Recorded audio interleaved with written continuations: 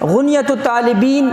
جو ہے جو شیخ عبد القادر جیلانی رحمہ اللہ کی تصنیف، فرمایا شعبان 5 لفظوں کا مجموعہ ہے، اس کے اندر شین ہے، عین ہے، با ہے، الف ہے، نون ہے۔ شین سے مراد فرمایا کہ اس سے شرف ہے، اور عین سے مراد علو اور بلندی ہے، اور اسی طرح با سے مراد بر نیکی کی طرف اشارہ ہے، الف سے مراد الفت محبت کی طرف اشارہ ہے، نون سے مراد نور ہدایت ہے۔ فرمایا کہ شعبان کے مہینے میں اللہ ایمان والوں کو یہ صفات عطا کرتے ہیں، یہ انعامات عطا کرتے ہیں کہ اللہ ان کو نور ہدایت دیتا ہے، اللہ ان کو نیکی کی توفیق دیتا ہے۔ جب وہ نیکی کرتا ہے اللہ ان کو اپنا الف محبت عطا کرتا ہے، جب وہ نیکی کرتا ہے اللہ ایسے لوگوں کو علو بلندی عطا کرتا ہے۔ اور یہ شعبان جو ہے شرف سے ہے، یعنی جب کوئی بندہ اس کے اندر عبادت کرتا ہے